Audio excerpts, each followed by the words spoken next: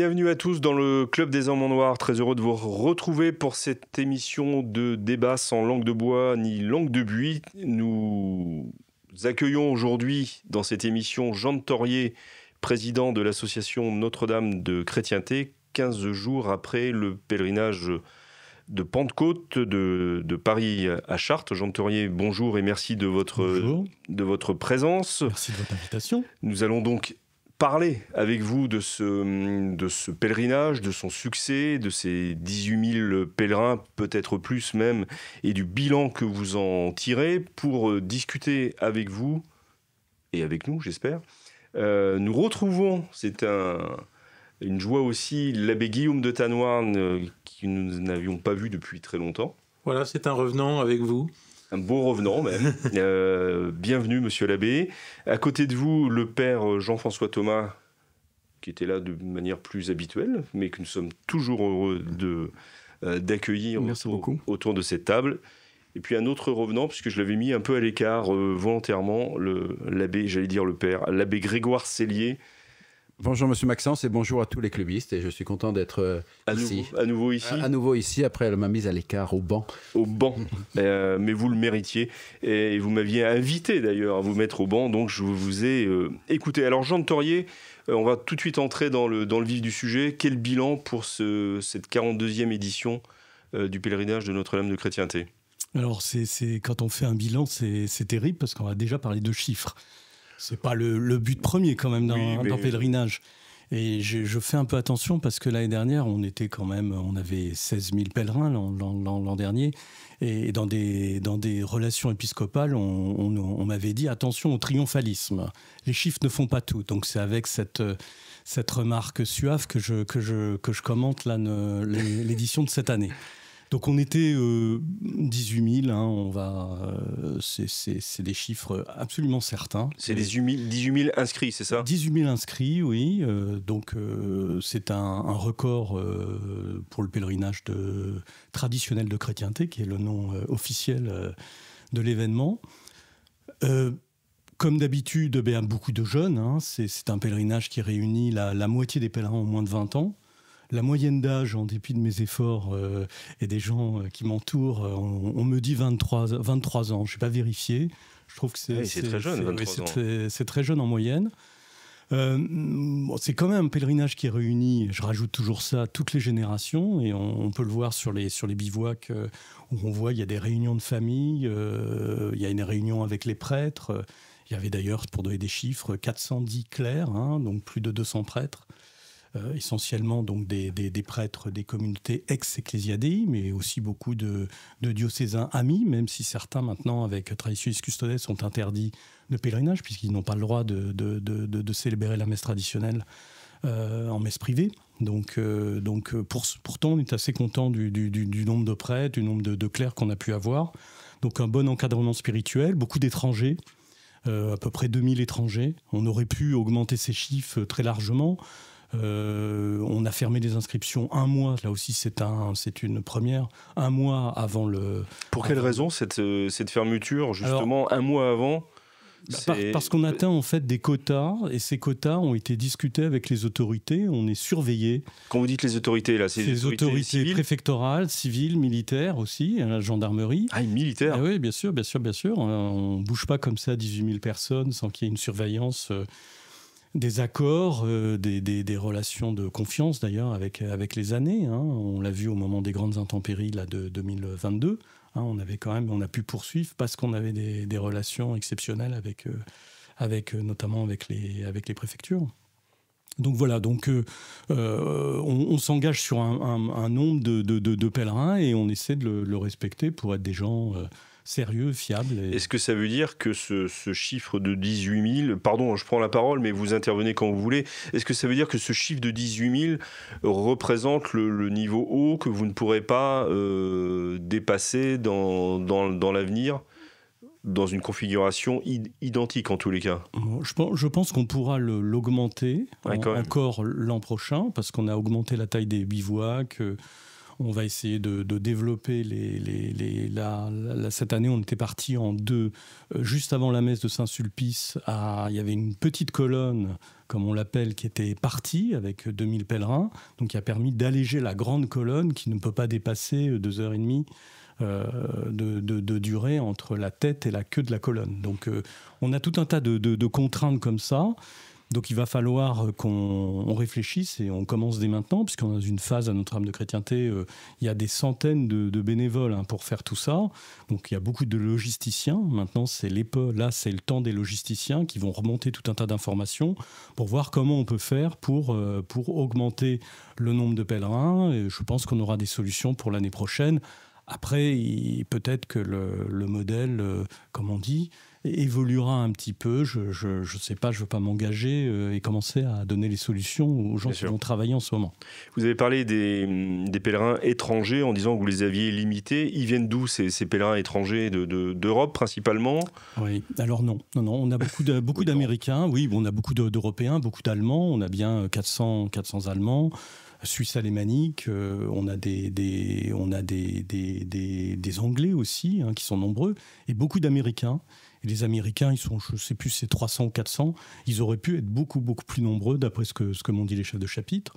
Donc là aussi, on limite à 2000 et on les encourage à créer. Alors, ils veulent venir à Chartres, donc c'est très touchant. Mais on les encourage à créer et Notre-Dame de Chrétienté soutient d'ailleurs à créer des pèlerinages à l'étranger. Ça existe aux États-Unis d'ailleurs. Oui, il y en a deux. Il y en a deux, carrément. Il y en a deux, oui. Il y en a un dans l'Oklahoma et un autre dans l'État de New York. Il y en a un à Covadonga en Espagne. Il y en a un peu partout maintenant. Il y en a un en Australie qui s'appelle Chartres Pilgrimage, donc à Melbourne. Donc c'est très touchant. Et voilà. Donc d'ailleurs, il y avait des représentants espagnols et américains d'Oklahoma qui étaient là à ce pèlerinage, et on les a qui venaient prendre de l'expérience. On va avoir, nous, des pèlerins qui vont y aller. Donc là, on a beaucoup d'idées autour de cette alliance ou espèce d'ensemble de pèlerinages de chrétienté internationaux qui pourraient s'unir à notre pèlerinage de Chartres. Je pense qu'on peut faire des choses très intéressantes. Mais alors, comment vous expliquez votre succès ? Parce que tout ce qui est spirituel aujourd'hui est un peu marginalisé d'office, et vous prenez toute la place là en ce week-end de Pentecôte. On ne parle que de vous à tous les journaux télévisés. C'est un reproche. Non, mais qu'est-ce qui fait ce succès ? Est-ce que c'est la messe latine ? Est-ce que c'est la sociologie des pèlerins ? Est-ce que c'est à quoi attribuez-vous ce succès extraordinaire ? Je vois déjà la question pourquoi les gens viennent pèleriner, et puis pourquoi un succès entre guillemets médiatique. Alors sur le pèlerinage, pourquoi tant de pèlerins viennent, et à ce pèlerinage, mais il y en a d'autres aussi, des très bons pèlerinages de Pentecôte. Oui, mais les autres se comptent par quelques centaines de pèlerins au mieux.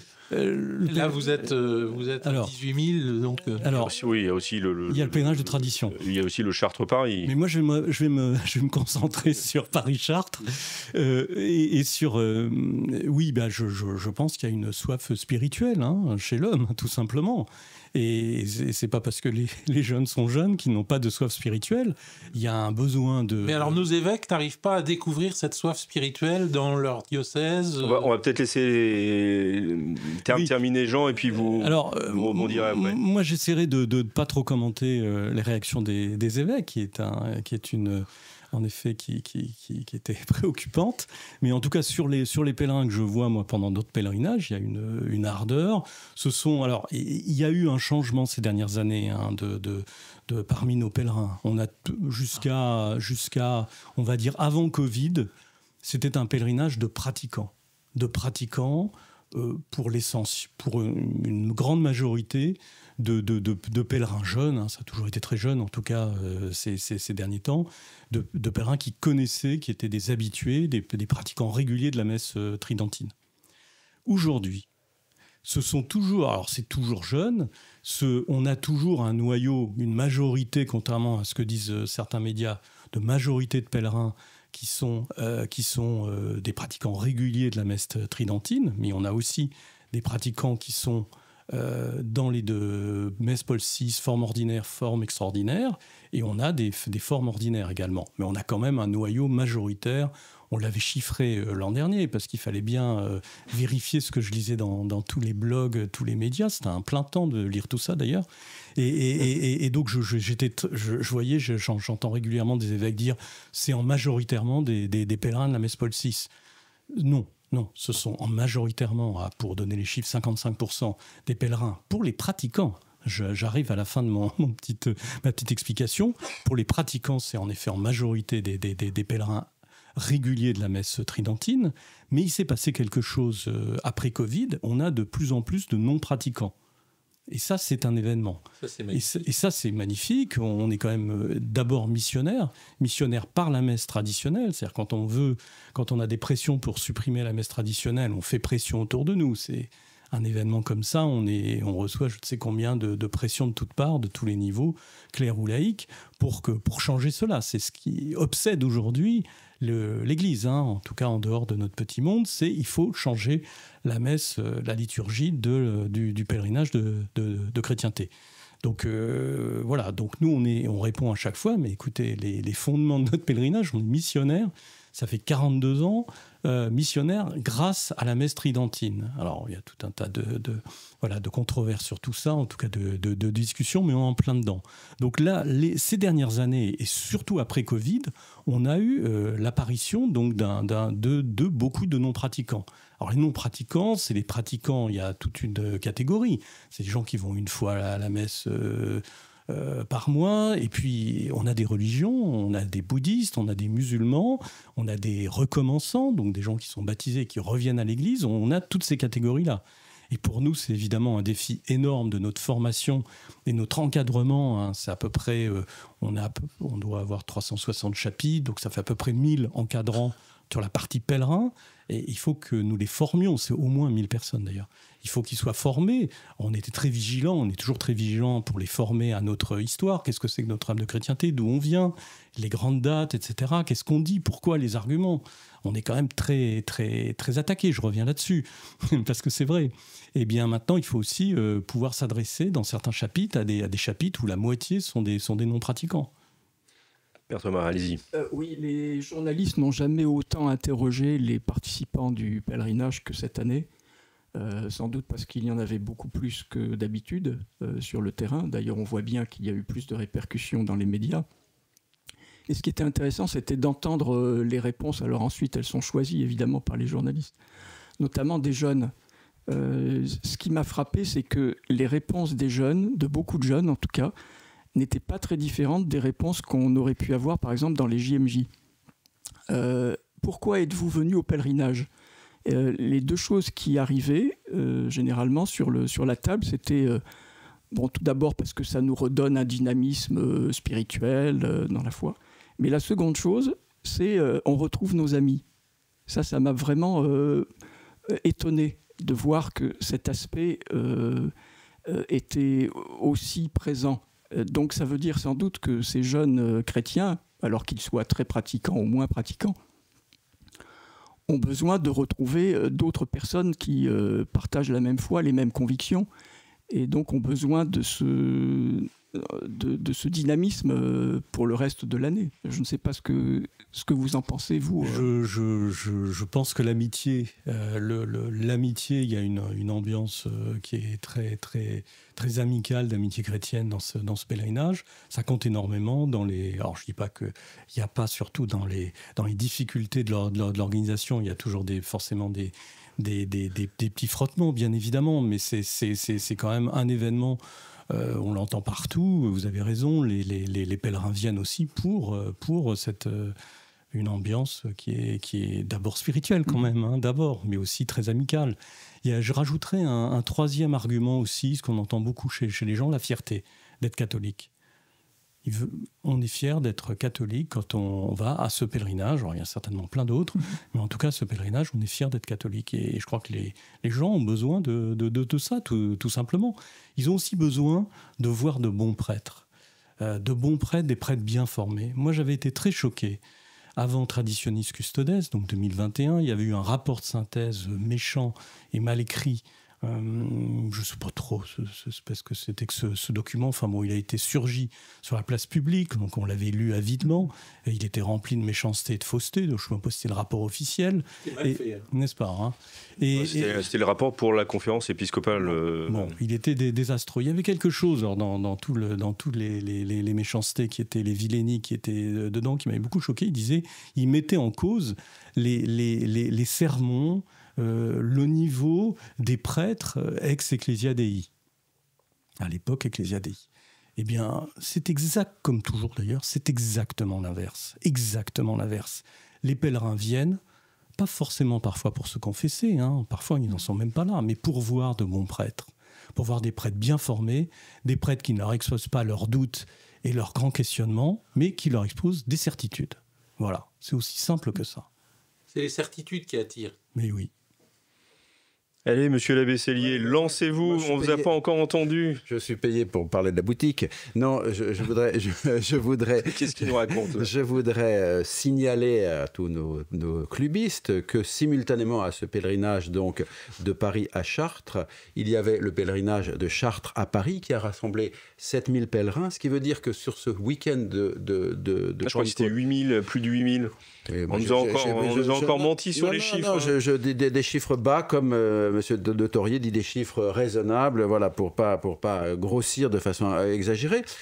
Donc, ça fait 25 000 pèlerins sur ce week-end de Pentecôte qui consacrent ces 3 jours à la prière, à la pénitence, autour de la messe traditionnelle. Et je pense que c'est vraiment un signe des temps, vous savez que c'est un de mes manies, un signe des temps extraordinaire qu'il y ait. Et parce que, en plus, c'est principalement des jeunes, hein, comme il est dit, des deux côtés. Et donc, effectivement, il y a vraiment une démarche, un désir de foi, d'expression de la foi, la fierté, l'expression de la foi, et aussi de se retrouver dans un monde difficile, dans un monde méchant, cruel, etc., de se retrouver entre chrétiens, entre catholiques, même si on ne va pas tout le temps à la messe, pour, je dirais, partir sur une année dans laquelle voilà, on aura du courage et du zèle. Et je pense qu'effectivement, ce double pèlerinage est quelque chose de relativement extraordinaire, par sa masse, parce que ça représente quand même, c'est beaucoup. Parce qu'il faut penser que les jeunes, ils ont des parents, ils ont des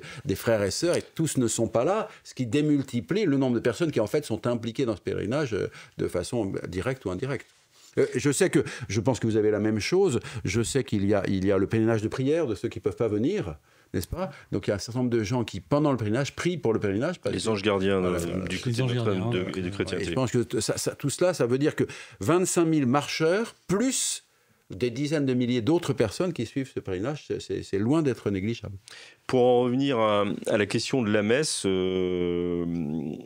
messe traditionnelle, est-ce que vous avez des témoignages de jeunes gens, enfin de jeunes ou de moins jeunes d'ailleurs, qui ont fait ce pèlerinage pour la première fois et qui ont découvert par ce biais la liturgie et qui s'y raccrochent ensuite? Oui, bien sûr, c'est des témoignages, enfin on en a plein, hein, qui racontent cela, oui, bien évidemment, oui, moi, j'ai observé, parce que je peux parler, donc c'est toujours très intéressant de parler avec tous ces gens qu'on retrouve dans les chapitres. J'en vois certains simplement. Je trouve qu'il y a quand même eu un phénomène Covid. Hein. Il y a eu beaucoup de gens qui sont venus dans les paroisses traditionnelles parce que leur paroisse était fermée, on leur refusait les sacrements, ils ont été choqués de ce qui se passait, et du coup ils sont allés donc dans les événements récents, ça c'est quand même quelque chose de très très important. Donc qui revient souvent. Il y a un avant et après Covid. Voilà, on voit des gens qui viennent qui se rallient à une messe traditionnelle, donc qui vont dans les écoles, les mouvements scouts, etc. Tout à l'heure, je n'ai pas répondu pourquoi l'événement médiatique. Oui, effectivement. Pourquoi ça a pris de l'importance? Alors, il faut voir qu'on est toujours surpris, nous. On n'est pas habitué. En général, on reçoit plutôt des coups, on est incompris, on est moqué. Alors, c'est je fais un peu mon petit effet, mais c'est quand même un petit peu vrai. Je pense qu'il s'est passé, c'est 2022, il y a eu les intempéries qui ont été terribles. Il s'est quand même passé, je ne sais pas combien on était à l'époque, probablement 15 000, quelque chose comme ça, 14 000, 15 000, et on a résisté sous les flots, et ça a quand même frappé. Ça n'a pas du tout été couvert par les médias d'ailleurs. Ensuite, les médias sont venus l'année suivante, 2023. Ils ont vu du monde. On a même été un soir sur TF1 qui était, ça nous aurait fait rire il y a quelques années, et plutôt bien traité. Pourquoi, oui, c'est ça qui a étonné. Alors, pourquoi bien traité ? Même on a reçu Goliath, on a reçu La Vie avec d'ailleurs des entretiens très très intéressants. La Croix, maintenant on a pris l'habitude. On avait même Libération cette année qui avait envoyé quelqu'un sur plusieurs jours. Alors pourquoi nous traite-t-il avec bienveillance, peut-être pas toujours, mais quand même avec une certaine honnêteté. En tout cas, ça a changé de ton. Je pense qu'ils sont séduits tout simplement par la jeunesse. Alors ils font souvent, d'ailleurs on voit ça dans les médias conservateurs aussi, de catholiques conservateurs, ils font une grande différence entre la direction, votre serviteur, et les pèlerins. Alors la direction est crypto-intégrée, oui, coincé, c'est exactement ça. Réactionnaire du moins. Et puis les pèlerins qui ont raison, puisqu'ils sont jeunes, c'est merveilleux. Eh bien, alors...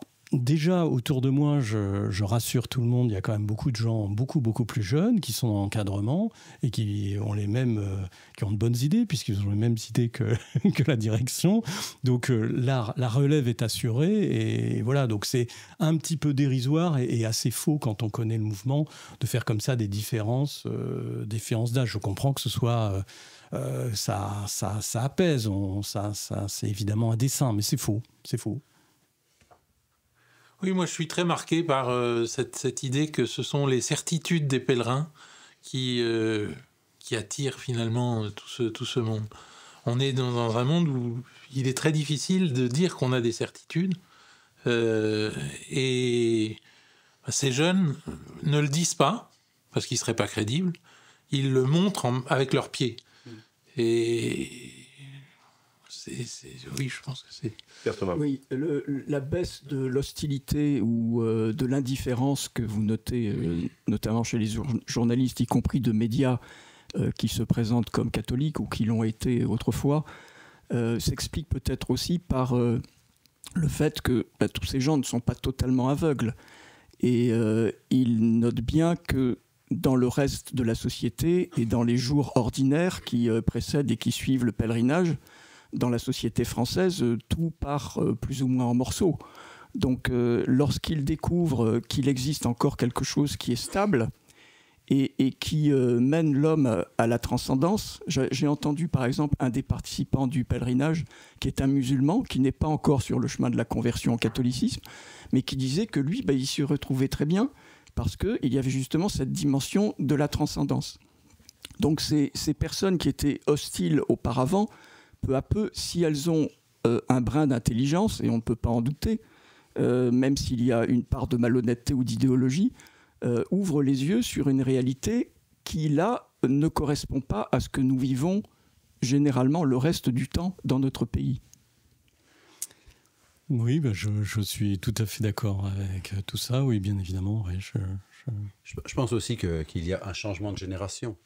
Les journalistes maintenant sont des gens qui ont plus ou moins le même âge qu'une partie des pèlerins et qui familialement, socialement, etc., en fait ont des contacts et des rapports et beaucoup de gens, beaucoup plus de gens qu'on ne croit, vous les rencontrez, etc., ils vous disent « Ah, j'ai un cousin, j'ai un oncle qui est à la Fraternité Saint-Pédis ou qui va à la messe traditionnelle ou je suis allé à un mariage à la messe traditionnelle. » Donc en fait, il y a une porosité plus grande et de ce fait-là, on a eu quand même l'année dernière la Croix qui avait fait un article et sur le pèlerinage et sur les JMJ. C'était extrêmement intéressant parce qu'on sentait que c'était plus les réflexes des années 70. C'était pas forcément très agréable, mais en tout cas, on sentait que c'était une autre génération et une autre approche, il me semble.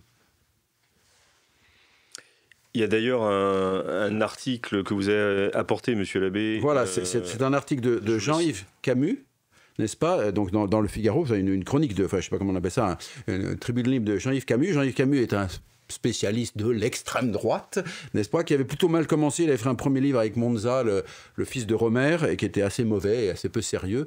Depuis, je pense qu'il est devenu beaucoup plus sérieux. Il travaille et il est attentif et il n'hésite pas à remettre en cause quand il a fait une erreur, etc. Et donc là, il fait un petit article. Alors, sur le pèlerinage, en disant quelle jeunesse française marchait au pèlerinage de Chartres. Donc je dois prévenir que peut-être il est plus sensible à l'aspect spirituel puisqu'il s'est converti au judaïsme observant. Et donc évidemment pour lui la liturgie, la prière, etc. Ont du sens. Et il dit donc l'âge moyen est de 20 ans, ce qui indique qu'ils détiennent une partie conséquente de l'avenir du catholicisme puisqu'ils donneront des fidèles, des élèves du catéchisme, mais aussi sans doute des vocations. Et alors, il répond à des objections en disant oui, c'est des identitaires, etc. S'opposer au projet de la loi sur la fin de vie n'est pas une preuve d'extrémisme, c'est être fidèle au magistère de l'Église. Le problème majeur de la perception du pèlerinage de Chartres à l'extérieur du milieu tradit tient à ce que les mots magistère, doctrine, tradition sont devenus incompréhensibles. Voilà, et ça, je veux dire que c'est très bien vu. Voilà. Et puis, il dit aussi, il serait dommage que cette affirmation donc, du patriotisme chrétien, donc, de la part du pèlerinage, somme toute classique du rôle éminent de la foi chrétienne dans l'histoire nationale, occulte la dimension spirituelle de l'événement que j'ai vu.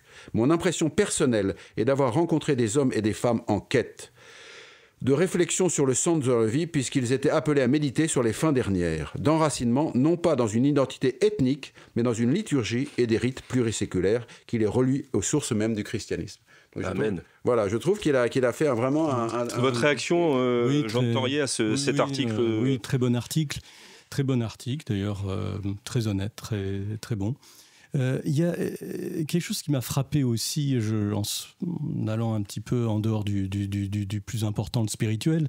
Quand je vois, moi, de jeunes pèlerins, alors là, on va tomber chez les pratiquants, au pèlerinage de Chartres, je trouve qu'ils sont assez informés de ce qui se passe en ce moment dans l'Église, et notamment, moi je parle, on dit que j'exagère, mais je pense que c'est quand même assez juste, de persécution du monde traditionnel ecclésiadéi. Là, je pense notamment à Quimper. C'est quand même hallucinant ce qui se passe à Quimper, où il y a on a chassé la fraternité Saint-Pierre. Bon, tout ça est de manière hallucinante. Eh bien, ils savent tout ça. Ils savent, ils sont au courant. Moi, je ne le force pas à en parler. Il m'en parle spontanément. Oui, ça fait partie jeunes, quand je les rencontre, ils sont au courant. Ils sont au courant. Exactement. Les réseaux sociaux. Exactement. Ils sont relativement informés. Alors, ils connaissent peut-être pas toute l'histoire de notre âme de chrétienté depuis le tout début. Ça c'est sûr. Toute l'histoire du monde traditionnel, ça c'est certain. Mais ça, ils le connaissent très bien. Ils savent ce qui se passe à Toulon, dans le diocèse de Toulon en ce moment. Et vous pensez que ça a une implication, ça a un poids, ça a une résonance dans leur présence au pèlerinage de Chartres? Ça, en tout cas, ça ne les empêche pas. Pour ceux qui vont être peut-être en dehors de notre petit monde traditionnel, en tout cas, ça ne les empêchera pas de venir, du tout, puisqu'ils sont là. Et il y a un côté militant. Oui, on est dans ce pèlerinage parce qu'on est un militant catholique. On ose le mot identitaire catholique, oui, en tout cas, on croit qu'il y a une identité catholique et on veut la défendre et on est prêt à se battre pour ça. C'est justement l'un des reproches qui vous est fait, c'est cette défense d'une certaine notion de la chrétienté qui a une résonance politique, et c'est devenu une espèce de mantra de si on reproche au monde traditionnaliste dans son ensemble cette confusion entre le spirituel et le temporel, et qui se signalerait ou s'incarnerait très, très, très visiblement lors du pèlerinage. Oui, parce qu'on se raccroche mais c'est dans le catéchisme de l'Église catholique, on se raccroche à Quas Primas du pape Pie XI, 1925, donc sur la royauté sociale de notre Seigneur Jésus-Christ. C'est dans le catéchisme 2105, c'est un élément de la doctrine catholique. Ça a été peu enseigné ces derniers temps, c'est vrai. Oui, c'est le moins qu'on puisse dire, abandonné. Alors c'est vrai que moi j'ai des lettres d'évêques qui me disent que j'ai une mauvaise théologie politique. Moi, notre âme de chrétienté. Bon, on développe nos arguments à partir du catéchisme. Je pense que pas trop. Oui, on croit, bien sûr, on croit que l'Église a vocation à influencer le temporel, à jouer son rôle. Et on voit bien aujourd'hui avec les lois dramatiques que l'on a sur la fin de vie, l'avortement à la Constitution, on voit bien que ce que donne un État sans Dieu, tout simplement. Tout le monde comprend quand je dis ça. Il y a beaucoup de réactions agressives aussi qui peuvent être dues à la jalousie de voir justement le succès, au moins le succès en chiffres. Alors sans parler de la logistique, vous en avez parlé précédemment, mais quelles sont les difficultés, les obstacles majeurs que vous rencontrez ? Pas simplement pour l'organisation ponctuelle, mais en amont et en aval aussi. Oui, en fait, c'est mon premier. Ce que je vais développer, c'est mon premier souci, c'est la formation. La formation pour former, il faut que on l'a dit pendant tout le pèlerinage à notre encadrement, donc aux 1000 encadrants de la partie pèlerin, donc dans les chapitres, il faut que très tôt, nos jeunes cadres, nos jeunes chefs de chapitre, viennent à nos formations, viennent à nos récollections, lisent un petit peu. Voilà. Et ça demande pratiquement dès janvier qu'ils s'engagent sur leur participation au pèlerinage de Chartres et non pas 2 semaines avant. Il y a un peu de reproche, vous l'entendez, mais je les aime beaucoup. D'abord, c'est bien pour ça que je me permets ça. Mais voilà, donc il faut un effort intellectuel important pour assurer la transmission aussi. Et puis il y a aussi un aspect pédagogique, puisque j'ai dit qu'il y avait beaucoup de non-pratiquants. On ne parle pas, si on a un chapitre avec la moitié de non-pratiquants, déjà il faut peut-être nous, on les répartisse un petit peu. Il y a toute une dimension qui est un défi énorme pour nous organisateurs. Formation et puis intégration. On est d'abord missionnaires. Quand on ferme notre pèlerinage, pour nous c'est une souffrance. Je sais qu'on a envoyé quelques pèlerins vers le pèlerinage de tradition.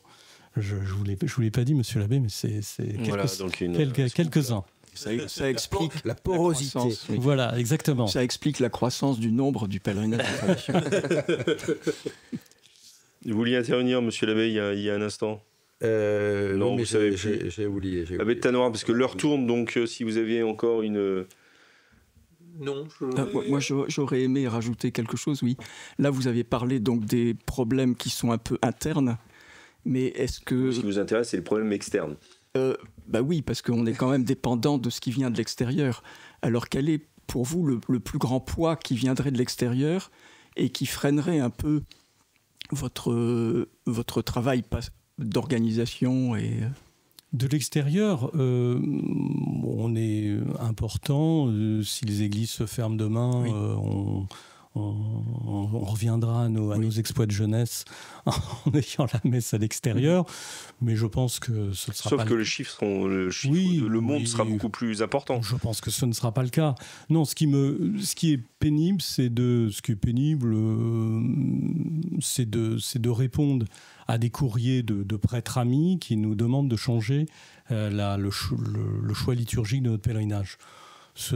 On est très rodés, on est des véritables experts de ce genre des réponses, mais c'est inutile. Donc je suis invité dans tout un tas de cercles on essaie de faire pression sur nous pour qu'on change cela, de gens dont on est très proche d'ailleurs, qui ont une bonne doctrine. Bon, ça c'est quelque chose qui nous prend du temps, qui est inutile, ça crée de l'incompréhension, parfois du mécontentement. On n'est pas obligé de faire le pèlerinage de Chartres de chrétienté pour faire son salut. Je pense que ça aide. Mais quand même, ce n'est pas une obligation. Donc si la liturgie ne leur convient pas, je pense aux prêtres notamment, s'ils ne veulent pas dire la messe traditionnelle, qu'ils ne fassent pas le pèlerinage de chrétienté de Chartres. Ici, vous nous confirmez qu'il n'y aura pas de changement liturgique. Non. Au pèlerinage non, parce que c'est notre association, d'abord pour des raisons profondes que je ne vais pas développer ici, mais aussi parce que c'est un choix de l'association. Ça serait et que tout l'encadrement, on a une association comme ça, vous avez une assemblée, un conseil d'administration, vous avez une hiérarchie assez importante et l'encadrement, plusieurs centaines centaines de personnes de l'encadrement sont à 90% d'accord avec les choix de l'association. Donc ça ne se change pas comme ça. Le voudrait-on ? Moi, je voudrais juste dire deux choses. C'est que je trouve ça absurde que si on vient chez Monoprix demander des produits Leclerc, donc on vient au pèlerinage de Crétinté autour de la messe traditionnelle, donc on vient pour la messe traditionnelle.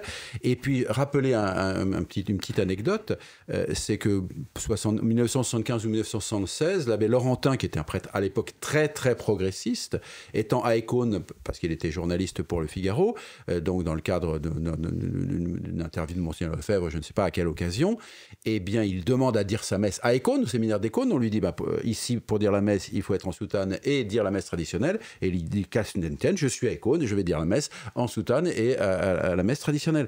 Donc, les gens qui viennent au pèlerinage autour de la messe traditionnelle disent la messe traditionnelle, ou sinon, ils ne viennent pas. Je trouve ça insensé. Les gars disent, changez vos produits. Ben non, c'est ça, il me semble que le produit, c'est ça. Monoprix est une enseigne de luxe. Et c'est pas tout à fait un produit par ailleurs, mais enfin bon. Ce qui marque beaucoup les prêtres qui ont fait autrefois le pèlerinage, ou bien qui le font aujourd'hui, c'est la place centrale de la confession. C'est ça, c'est quand même le travail pour les âmes. Et donc, c'est vraiment le centre du pèlerinage, cette démarche de pénitence et de sacrifice aussi. Donc c'est ça qui porte aussi du fruit par la suite, me semble-t-il. Oui. On prépare en effet nos pèlerins à la confession.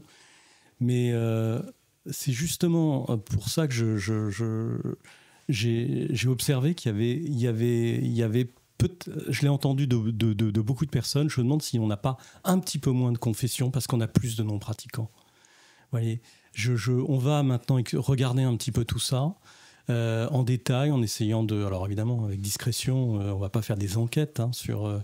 C'est délicat là. Voilà, c'est un peu délicat, mais il faut qu'on se rende compte du poids des non-pratiquants dans nos pèlerins, parce que on me raconte quand même de beaucoup de chapitres que certains pèlerins ne viennent pas se confesser, ils viennent voir un prêtre qu'ils ne voient jamais. Oui, mais ça c'est déjà énorme. Et c'est énorme. Voir un prêtre. Mais oui, voir un prêtre. Tout simplement. Alors pour terminer cette émission, comment est-ce que vous envisagez l'avenir maintenant ? On va continuer. Parce que le succès c'est bien, mais succès pour quoi demain en fait ? Bien, je pense qu'il est bien qu'on arrive à augmenter un petit peu notre nombre de pèlerins. Vous ne trouvez pas assez nombreux encore ? On n'a pas d'objectif chiffré, mais on voit bien qu'on a refusé des milliers de pèlerins. Donc, des milliers de pèlerins ? Oui, c'est évident. C'est évident. Étrangers, oui, on a refusé des milliers de pèlerins. Donc, il faut qu'on arrive à... On est un peu obligé d'avoir une certaine croissance. Je ne voudrais pas non plus que notre pèlerinage soit pour les initiés qui surveillent notre association et qui savent qu'il faut très vite s'inscrire. Donc, ça veut dire excluant tous ceux qui sont un peu moins habitués. Donc, il faut qu'on fasse attention à tout ça. Il faut qu'on arrive à progresser de manière... à la fois nette, et puis en même temps qu'on arrive à avoir une formation adaptée. Donc tout ça, ce sont des enjeux énormes, et on a besoin de bonne volonté, et un peu de moyens financiers, et puis avec la grâce de Dieu, on y arrivera. Comme disait le cardinal américain au concile, avec la grâce et les dollars, on peut tout faire. Voilà. Ouais, on va peut-être se contenter des euros, mais ça sera pas mal. Je ne sais pas si on n'y arriverait qu'avec des euros. Je suis frappé c'est autre chose. Qu'est-ce que vous voulez dire exactement ? C'est pas le budget du pèlerinage qui fait son succès. Non, bien sûr. C'était pour rire. Non, mais ça va mieux en le disant, parce qu'aujourd'hui tout se calcule, tout se finance, et les gens qui nous écoutent peuvent penser qu'effectivement le but du pèlerinage, de l'organisation, c'est d'avoir plus d'argent. Non, le but de l'organisation, c'est d'être plus elle-même. D'abord. Mais c'est vrai que la partie financière, c'est parce que si on déplace 18 ou 20 000 personnes de demain, il y a des histoires on est obligé de faire grimper la sécurité, etc. Mais c'est finalement secondaire. C'est après le spirituel qui, bien évidemment. L'intendance suivra, quand même. Oui, l'intendance suivra. Le pèlerinage transmet le très riche héritage de l'Église et et rend cet héritage abordable à beaucoup de personnes qui sinon n'auraient jamais connaissance de cette richesse. Pour terminer complètement, le thème du pèlerinage de l'année prochaine, il a été annoncé à la fin du pèlerinage, mais pour ceux qui n'y étaient pas... Oui, bien c'est le centenaire de Quas Primas, donc pour qu'il règne sur la terre comme au ciel. Donc Quas Primas, l'encyclique de Pion, 1925, sur la réalité sociale et du Christ. Très bien, merci beaucoup Jean de Thorier de vous être prêté à cet échange. Merci messieurs pour votre participation. Puisqu'on a parlé du pèlerinage, j'en profite pour signaler la publication de Chartres-Tapel, une Pentecôte de chrétienté de Rémi Fontaine, donc initiateur ou co-initiateur, grand ami. Voilà, livre paru chez Via Romana où il rappelle les origines de ce pèlerinage et ses fondements, ces 3 piliers que vous pouvez peut-être nous rappeler aussi. Oui, tradition, chrétienté, mission. Voilà, et c'est sur ces mots que nous nous quittons. Nous nous retrouvons la semaine prochaine pour une nouvelle émission. D'ici là, que Dieu vous garde. Au revoir à tous.